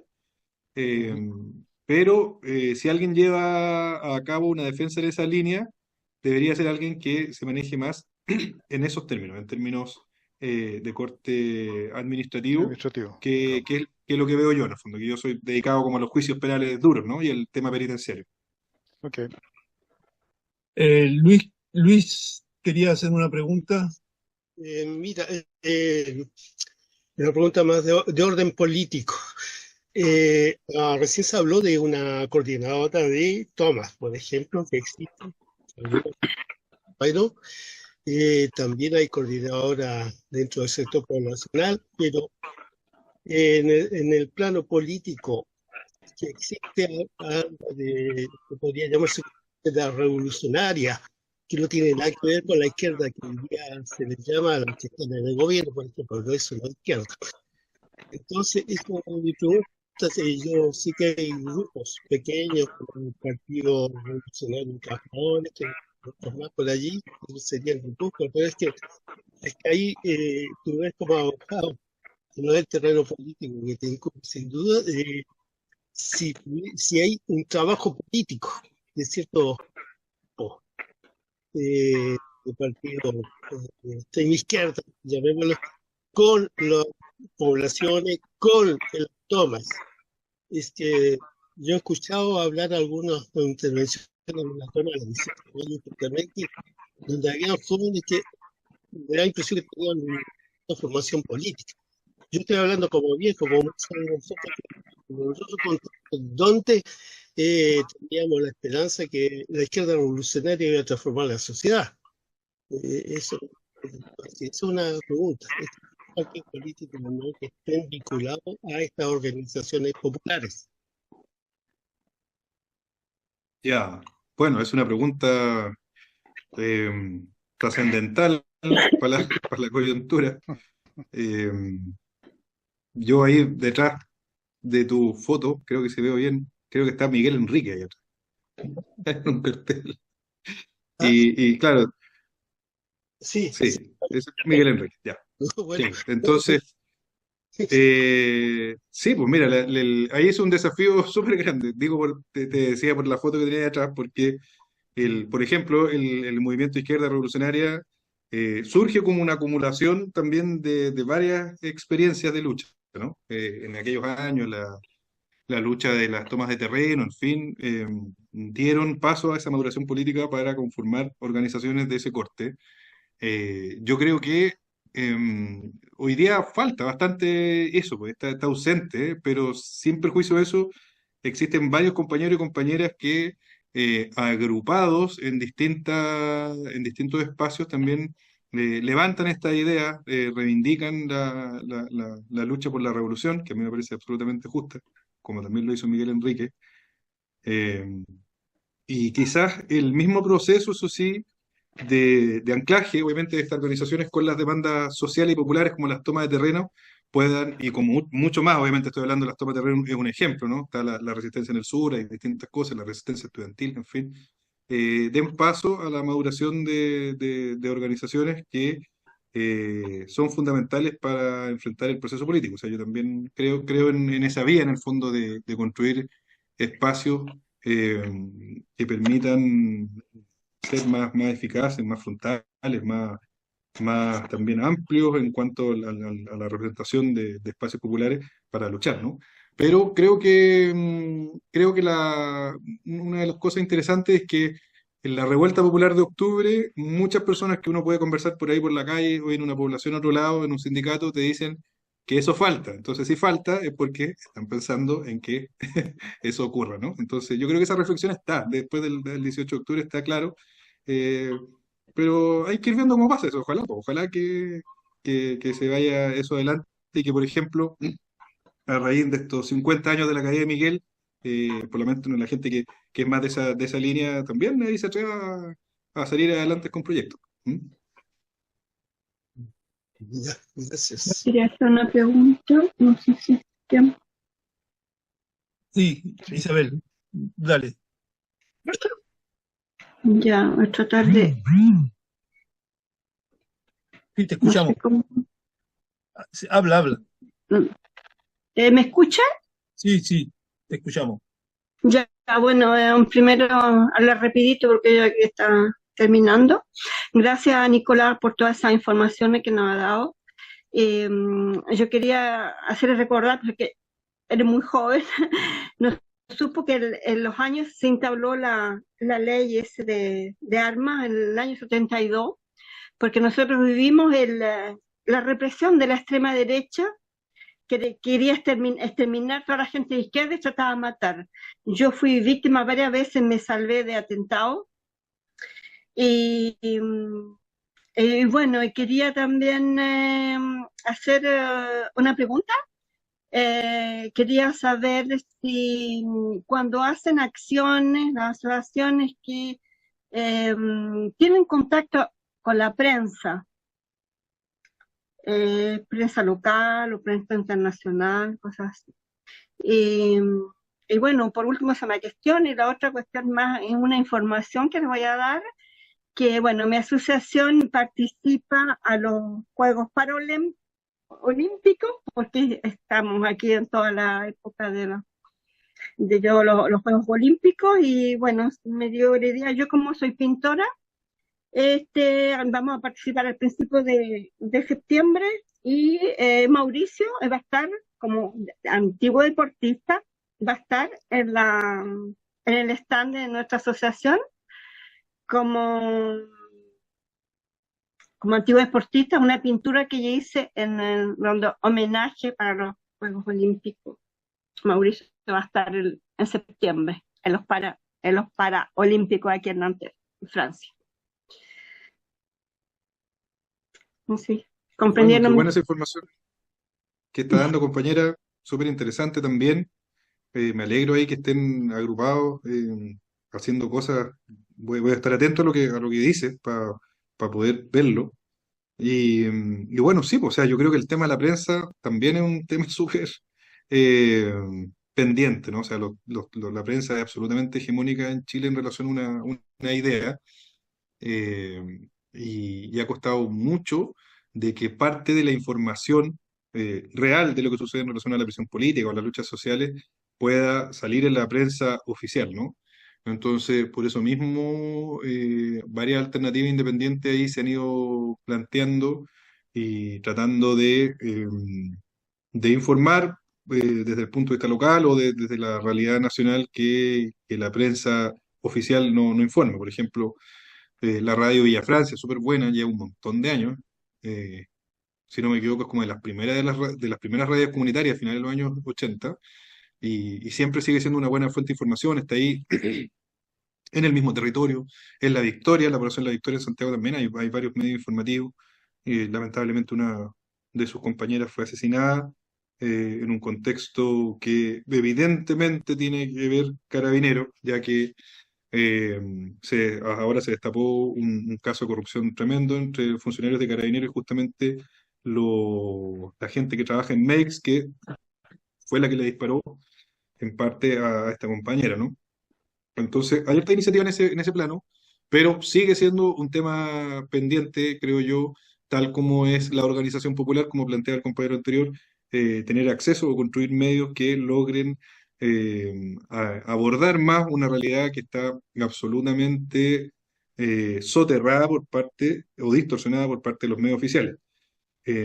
Tanto así que yo me atrevería a decir que después de la revuelta, en relación a cómo uno le sigue la pauta un poco a la prensa oficial de cómo va informando, hay hechos que ni siquiera se están informando para que no tengan quizá algún grado de adherencia que podría tener, por ejemplo, una protesta muy legítima en alguna parte de Chile, ¿no? Entonces es un tema pendiente y hay que ir rompiendo el cerco informativo con la mayor capacidad que tengamos, ¿no? Ok, gracias Nicolás, gracias a todos los compañeros que participaron desde Chile, Suecia, Francia y otros lugares. Estamos muy contentos de haber podido establecer el contacto contigo. Esperamos mantenerlo, tratar de asociarnos en otras iniciativas. Nosotros estamos acá dispuestos siempre a informar en la medida de nuestras posibilidades, evidentemente, y ayudar en lo que sea, sea con los presos, con las tomas, con, en fin, con cada actividad que se pueda dentro de nuestra humilde medio, digamos, por supuesto, pero la idea es esa, digamos, la idea es agruparnos para, para actuar. Esa es la idea de estos conversatorios, de seguir el contacto, seguir con, intercambiamos la información, pero al mismo tiempo empujándonos mutuamente para seguir actuando en la coyuntura por los valores que creemos y los principios que creemos. Eh, Gracias a ti, gracias a Edgardo por haber hecho este contacto y te agradecemos enormemente. Y esperemos que tengamos una próxima charla en algunos meses más para hacer un punto, ver si podemos avanzar o hemos avanzado. Bueno, gracias por la invitación, muy interesantes las preguntas, las reflexiones, y a darle nomás, pues con toda la esperanza, sí. Yo creo que en algún momento se abrirán esas grandes alamedas, ¿no? Hay que seguir Así es. poniéndole bueno nomás y seguir madurando ahí la conciencia, la acción y la lucha revolucionaria. Así que un abrazo grande para todos y todas.